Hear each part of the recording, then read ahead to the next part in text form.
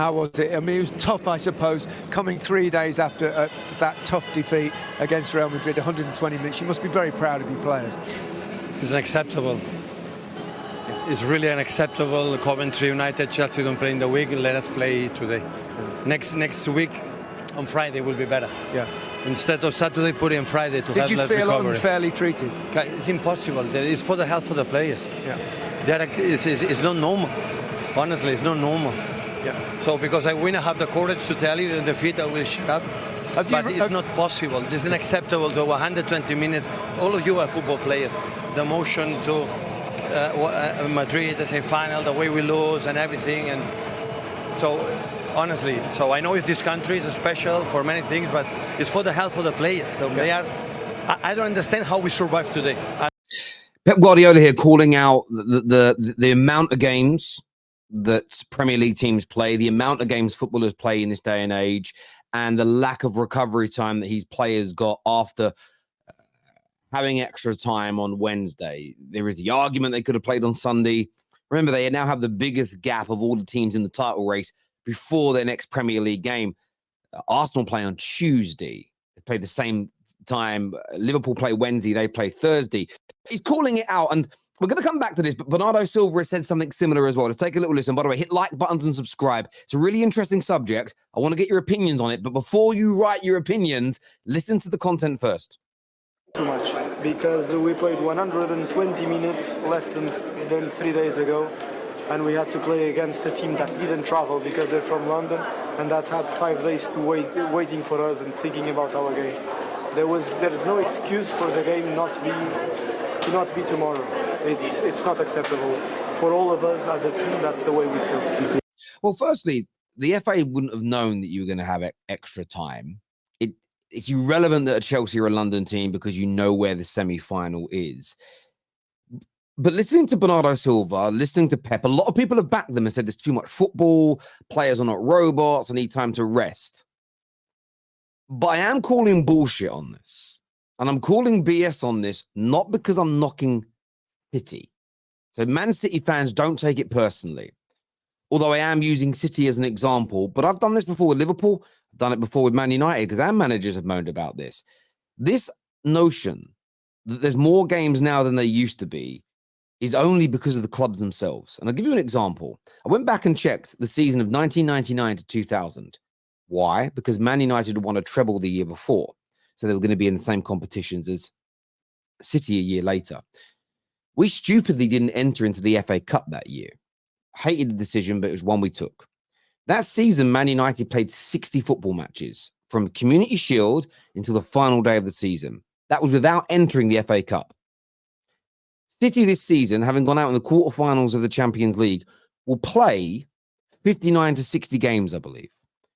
So in the span of 25 years, the amount of games that a team that has won a treble the year before plays the following season is in and around the same. But the reason these players are looking tired, the reason that I can't, that annoys me, is what's being done now more than ever. And City have just decided to do it again. They're going to be traveling, as you can see here, around America throughout the course of the summer to raise lots of money before the 2024-25 campaign. So you don't need to go to America to get fit. You don't need to go to Australia or Singapore, Hong Kong, the Middle East. You can stay at home and get fit. You can play in England and get fit. Reserve energy. You all know traveling is tiring. But they're going to go and play Celtic and Milan and Barca and Chelsea to raise money, okay? So that's the first thing that makes me go, do you really care about the travel time and the exhaustion? You could save so much energy in the summer by not going on pre-season. Secondly, Chelsea and Man City have just accepted entry into the FIFA Club World Cup, which, by the way, every team entering gets paid 50 million euros, and the winner gets 100 million euros. Compare that to the FA Cup. The prize money for the FA Cup, if you win it, is like 2 million.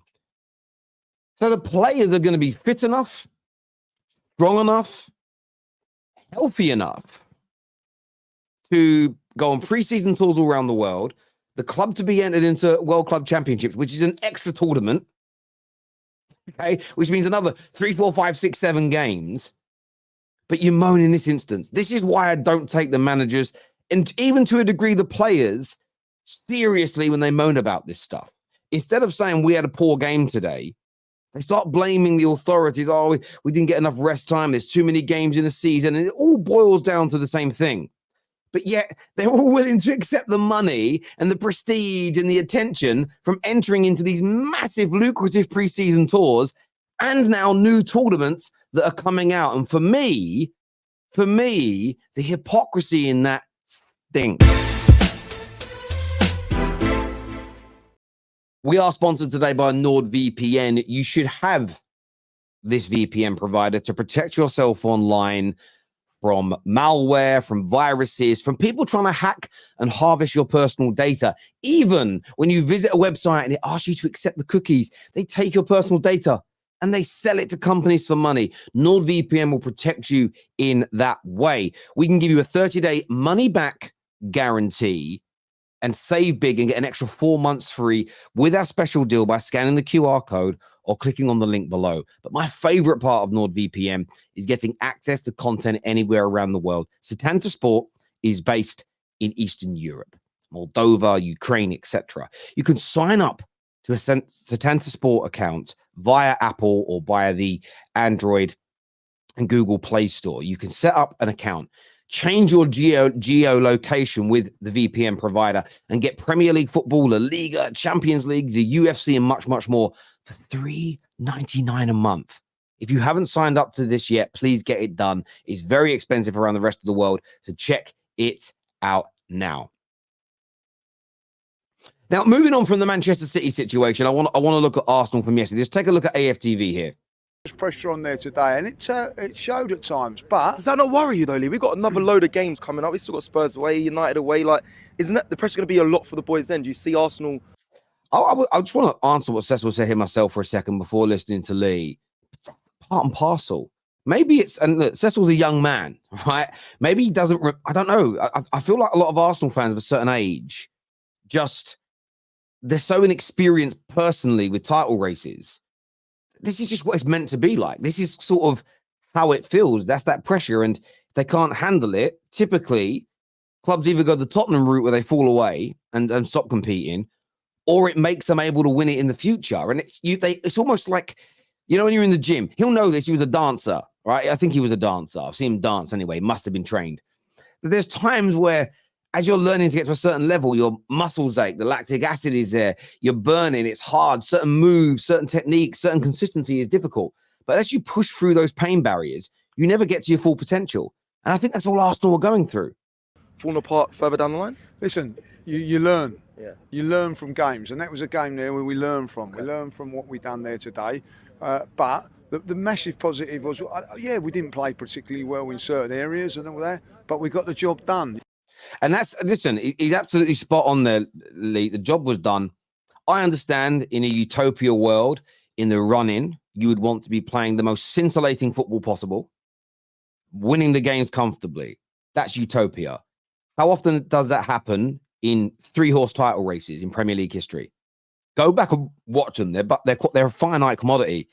Very rarely. It's about getting the W. And look, I saw, lots of people yesterday moaning about the performance, and I get where they're coming from. I'm not saying they're wrong, but the W is all that mattered. Showing that positivity, showing that you weren't dead is key. City are the favourites to win this league title. And as per my title of a video yesterday, Arsenal can still win this, but they can only still win it if they refocused, rebalanced, fought back from those back-to-back defeats, and got back to winning ways. Up next is Chelsea. They beat Chelsea, and there'll be real pressure on the City team, who, by the way, are planting that seed of doubt, of exhaustion and tiredness, and how can we get through this? That, for me, in my opinion, is a really dangerous sign. So that's why I think the momentum shifted, but it was never off. It's too close, and it would change again. But you're right, because my WhatsApp's been going off. My best friends at Arsenal, so they want all the smoke. All of a sudden, it's coming back to the Emirates and that. But no, that's what makes it a good end running anyway to this Premier League. Today was a big day for Arsenal. Yes, by the way, I agree. It's not over yet. City are the clear favourites, but that doesn't mean it's over. This is sport. And I understand some people want to say it's over now because it's a really good bet to hedge so that it's probably going to happen. So they can say, see, I told you I'm smarter than you. It's just pseudo-intellectual bullshit. Others are saying it's over to try and play down the criticism or the banter or whatever it may be that they'll get if they don't get over the line. But in everybody's heart of hearts, we all know this race isn't done yet. The facts and the stats of the season were well and truly on their side, taking on Wolves. They're a good side that beats what you would class as the lower half of the division quite comfortably. I know that Fulham's taken points off from the season, but everybody else has been given a bit of a smoking off Arsenal. But given the fact, last weekend they got beat off Villa. They got knocked out of Champions League midweek. Today's a big test away from home. They had to bounce back. They've got to put pressure back on Man City with him not playing. Well, they don't play till next Thursday, do they? And Arsenal have got another one in between that. Yeah. So they could really put a little bit of a room between them and City and put the pressure back on them. Yeah, to be fair, I think this season you've seen a different Arsenal. You've seen a maturer Arsenal. And that's what it was. It was a testing week. I mean, they had their blip, I think, Christmas times, went to Dubai, came back, been excellent ever since. Then this week, Villa and Bayern out. But then today, it just looked like, of course, all eyes were on them, all pressure, and it was just a professional performance. I couldn't agree more, and I think that's what it was. And I'm looking for the same from Liverpool today, as a rival to these teams, but as an outsider in the title race. I'm looking for a professional performance. If Liverpool throw it away today, don't turn up, look disinterested, given up on the beach already, it's such a damning. The critique should be damning towards the mindset of that, because that for me is a genuine collapse where you suddenly become the underdog and you just give up. For me, that is a loser mentality. It really, really is. But give me your thoughts and feelings below. I want to speak about the penalty next. I saw this clip from Goldbridge. I haven't listened to the full thing yet. I want to get your views and I want to get your opinions on it now.